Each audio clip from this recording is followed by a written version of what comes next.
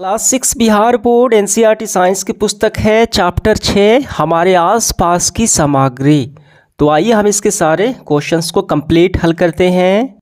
हमें इसमें टोटल 10 सवाल हल करने हैं। पहला सवाल है, अपने रसोई घर में जाएं और देखें कि आपके माता पिता ने विभिन्न खाद्य सामग्रियों को किस प्रकार व्यवस्थित किया हुआ है। क्या आप छँटनी के लिए किसी बेहतर विधि का सुझाव दे सकते हैं? अपनी नोटबुक में लिखें। देखिए, रसोई घर में देखना है, जाना है और वहाँ पे हमें ये गौर करना है कि कौन कौन से सामान को हम कैसे अच्छे से व्यवस्थित करके लिख रख सकते हैं, ठीक है, और बेहतर विधि से, तो वो हमें बताना है। तो चलिए हम इसका आंसर लिखते हैं। इसका उत्तर हम लिखेंगे, हम अपने रसोई घर के सामग्री को निम्न प्रकार से व्यवस्थित करेंगे। कैसे? फल, सब्जियां, दूध, पनीर, दही, ये सारे हैं जो ख़राब हो जाते हैं जल्दी, इसको हम फ्रिज में रख देंगे। दूसरे में सभी मसाले के डिब्बे एक साथ अलमारी में रख लेंगे। दालें और अनाज एक डिब्बे में रख लेंगे, ठीक है। सभी बर्तन एक कंटेनर के डब्बे में और कांच की बर्तन को अलग अलमारी में, ताकि वो आपस में टकरा के फूट ना जाए। तो ऐसे हम व्यवस्थित कर लेंगे। तो इस तरीके से ये प्रश्न क्रमांक पहले का आंसर हमारा हो चुका है। इसके बाद देखिए दूसरा, स्तंभ 1 दिए गए अक्षरों का सही क्रम में लिखें। इसको सही क्रम में लिखना है और प्राप्त शब्दों का मिलान हमें स्तंभ दूसरे से उसके गुणों से करना है। बिल्कुल सरल है। देखिए ये उल्टा लिखा गया है, ठीक है। यहाँ पे देखिए वृद्ध यानी द्रव्य है, इसको हम लिखेंगे द्रव्य। द्रव्य मतलब क्या होता है? द्रव्य मतलब होता है वस्तु, ठीक। एक द्रव होता है जिसका मतलब होता है तरल पदार्थ यानी पानी वगैरह। एक द्रव्य है इसका मतलब कोई पदार्थ या वस्तु। तो ये क्या है? देखिए द्रव्य का हम कैसे मिलाएंगे? तो कोई भी पदार्थ जो स्थान घेरता है, जिसमें द्रव्यमान होता है, उसको हम बोलते हैं द्रव्य, ठीक। इसका क्या होगा? इसका हो जाएगा ये दूसरा। अब यहाँ पे देखिए ये उल्टा लिखा गया है। देखिए हम इसको ऐसे पढ़े घुलनशील, तो इसको लिखेंगे हम अच्छे से घुलनशील। तो घुलनशील पदार्थ जल में पूरी तरीके से घुल जाता है, तो इसको घुलनशील बोलते हैं। इसका हो जाएगा चौथा, ठीक। इसको हम लिखेंगे पारदर्शी। देखिए ऐसे पारदर्शी।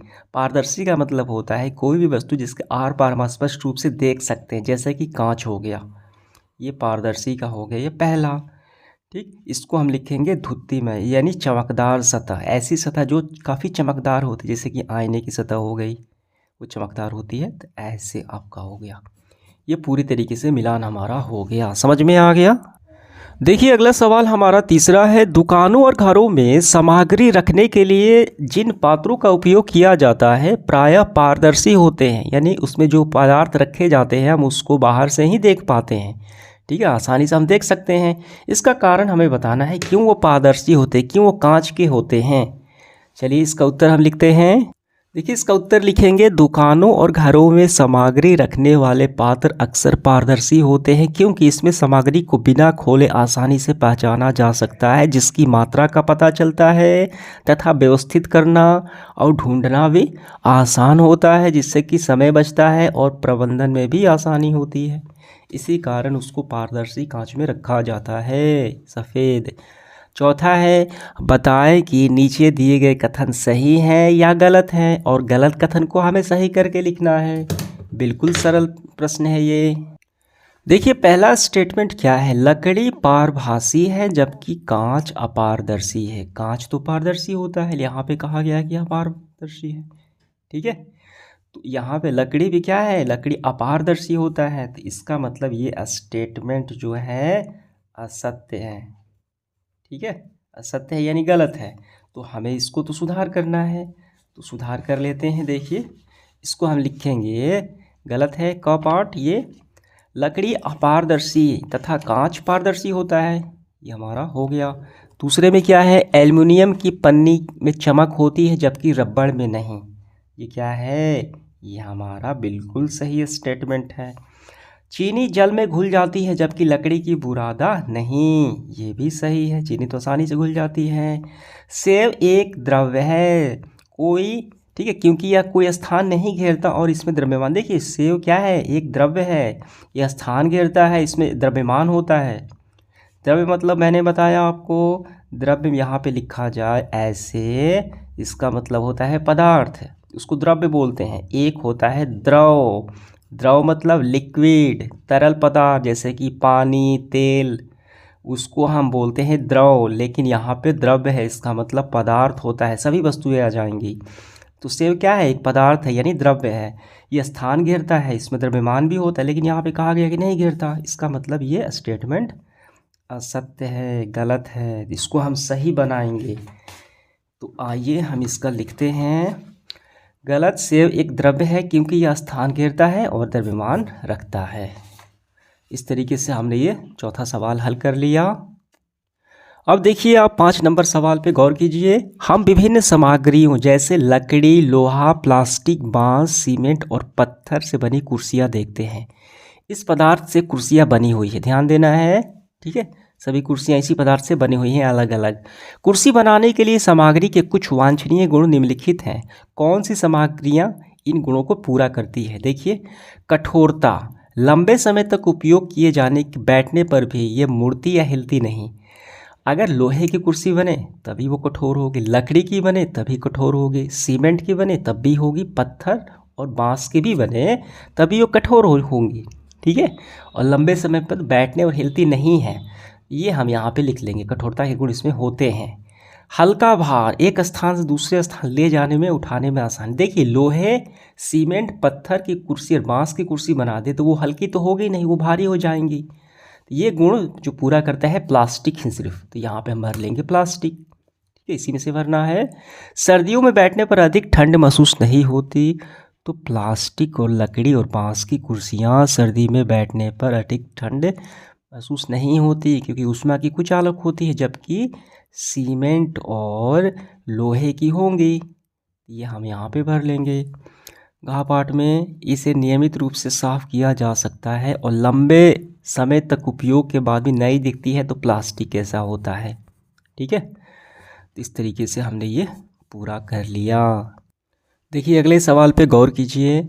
आपको का में खाद्य अवशिष्ट यानी कोई खाद्य पदार्थ है उसका बचा हुआ कूड़ा कचरा हो गया, अवशिष्ट हो गया, बेकार पदार्थ हो गया, ठीक है। टूटा हुआ कांच और रद्दी कागज को इकट्ठा करने के लिए पात्र की आवश्यकता है, तीनों पदार्थों को। इन सभी प्रकार के अवशिष्टों के पात्रों के लिए आप कौन कौन सी सामग्री का चयन करेंगे, किसमें आप उठाएंगे, कौन कौन सी, ठीक है। इन तीनों को आपको सामग्री के इन गुणों के बारे में भी बताना है, बिल्कुल सरल है। देखिए पहला तो कौन सा हो गया, खाद्य अवशिष्ट, ठीक है, खाद्य पदार्थ के अवशिष्ट, जैसे कि सब्जियों के छिलके हो गए, ठीक है, फल सब्जियों के छिलके हो गए, वे सारे खाद्य अवशिष्ट हो गए। तो पहले हम देखिए भरेंगे, खाद्य अपशिष्ट में प्लास्टिक कंटेनर में संग्रहित किया जा सकता है क्योंकि प्लास्टिक रिसावरोधी, कठोर, टिकाऊ और साफ करने में आसानी होती है, इसीलिए, ठीक है। अब दूसरे में टूटा हुआ कांच, तो टूटे हुए कांच धातु के कंटेनरों या मोटे प्लास्टिक के कंटेनरों में हम संग्रहित यानी इकट्ठा कर किया जा सकता है क्योंकि ये कठोर और नुकीली होती हैं, टूटा हुआ कांच। सी पार्ट में रद्दी कागज़ के पैकेटों, इसको हम पैकेट भी बना सकते हैं, गत्ते के कंटेनरों में भी संग्रहित कर सकते हैं, ठीक है, क्योंकि ये हल्के और सूखी होती है। इस तरीके से हम इसको इकट्ठा कर सकते हैं, इसके अवशिष्टों को, ठीक। ये पूरा हुआ हमारा। अगला है 7 नंबर। देखिए, हमारे चारों ओर वायु है लेकिन हमें एक दूसरे को देखने से नहीं रोकती, क्यों? क्योंकि वायु क्या है, पारदर्शी है। यदि बीच में लकड़ी का दरवाज़ा आ जाए तो हम एक दूसरे को नहीं देख पाते, ऐसा इसलिए है क्योंकि वायु क्या है, पारदर्शी है और लकड़ी का दरवाज़ा अपारदर्शी है, ठीक है। तो हम यही भर लेंगे, काफ़ी सरल है। ये पहला नंबर, ये जो विकल्प दिया गया है, पहले में पारदर्शी, दूसरे में अपारदर्शी। 8 नंबर सवाल देखिए क्या है, ध्यान देना है। कल्पना कीजिए कि आपके पास 2 अज्ञात सामग्री है जिसके बारे में आप नहीं जानते। देखिए कौन सी, क सामग्री, ख सामग्री। जब आप सामग्री क को दबाने का प्रयास करते हैं तो वो कठोर होती है, वो नहीं दबती और आसानी से अपना आकार नहीं बदलती है, दबती भी नहीं, आकार भी नहीं बदलती है। जब आप सामग्री ख को दबाते हैं तो आसानी से आकार बदल लेती है, ठीक। इतना समझ में आ गया। अब आप दोनों सामग्री को जल में मिलाते हैं तो सामग्री ए जो है, जो आकार नहीं बदलती, कठोर है, पूरी तरीके से घुल जाती है, जबकि सामग्री बी अपरिवर्तित रहती है, नहीं घुलती। अब हमें देखना है सामग्री ए और ख क्या हो सकती है, इसकी पहचान कर सकते हैं। ये सामग्री कठोर है या नरम है। ठीक है, कठोर है या नरम है, सामग्री खा क्या हो सकती है, बिल्कुल सरल है। तो देखिए हम इसको तरह से लिखेंगे, सामग्री एक कठोर एवं घुलनशील है, जैसे कि चीनी हो सकती है, गुड़ हो सकती है, कोई भी घुलने वाला पदार्थ है। ठीक है, और सामग्री भी देखिए कठोर भी है, चीनी, और जल में भी घुल जाता है। सामग्री भी नरम लचीली है और जल में नहीं घुलती है। कपास की रुई हो गया, रबड़ हो गया, नरम रबड़ होते हैं जो। ठीक है, फोम भी हो गया, हो जाएगा, जो आकार बदल सकती है। ठीक है, नरम है और जल में भी अघुलनशील है। इसका आंसर आपको यही कर लेने हैं। इसके बाद देखिए आगे बढ़ते हैं हम अगले सवाल की तरफ। 9 नंबर सवाल है, मैं कौन हूँ, दिए गए गुणों के आधार पर पहचाने, चमकदार हूँ। तो यहाँ पे कोई भी धातु होता है चमकदार होते हैं, उसमें धातुओं में चमकने के गुण होते हैं। ठीक है, यहाँ पे हम भर लेंगे धातु। मुझे आसानी से संपीड़ित किया जा सकता है, दबाया जा सकता है। स्पंज हो गया, रबड़ हो गया, इसको हम आसानी से दबा सकते हैं। कठोर और जल में घुलनशील हो, चीनी हो सकता है। आप मेरे आसपास स्पष्ट रूप से नहीं देख सकते। ठीक है, तेल लगा कागज, देखिए स्पष्ट रूप से नहीं देख सकते हैं, लेकिन स्पष्ट रूप से नहीं देख सकते हैं। तो क्या होगा, ये तेल लगा कागज हो जाएगा, धुंधला हुआ कांच हो जाएगा। मुझ में द्रव्यमान और आयतन है, लेकिन आप मुझे नहीं देख सकते, वायु हो गया। इसको हम आसानी से ऐसे भर लेंगे। ठीक है, पहले में धातु, दूसरे में स्पंज या रबड़, तीसरे में चीनी, तेल लगा कागज, धुंधला कांच, और ये पांचवें में वायु। ठीक, पूरा हुआ। खा पाठ में आप स्वयं एक मैं कौन हूँ पहेली बनाएं। देखिए हम इसका ऐसे बनाएंगे। पहेली, मैं कठोर और जल में भी मुझे नहीं घुला सकता। ठीक, मैं कठोर हूँ, यहाँ पे लिखना है मैं कठोर हूँ और जल भी मुझे नहीं घुला सकता। मैं कौन हूँ, मैं कौन हूँ, इसका उत्तर होगा मैं लोहा या पत्थर हूँ। ठीक है, इस सेशन का आखिरी सवाल है 10 नंबर। आपको अगर लिखित सामग्रियाँ प्रदान की गई है, यहाँ पे देखिए सिरका, शहद, सरसों का तेल, जल, ग्लूकोज, गेहूं का आटा, तो हमें एक ऐसा जोड़ा तैयार करना है जो एक दूसरे में घुल जाएं आसानी से, ये दोनों, और एक दूसरे से ना घुलें। ठीक है, इसी में से हमें देखना है। देखिए कौन सा हम तैयार करेंगे। तो यहाँ पे हम देख पा रहे हैं जल में शहद भी घुल जाता है, सिरका भी घुल जाता है, जल में ग्लूकोज भी घुल जाता है।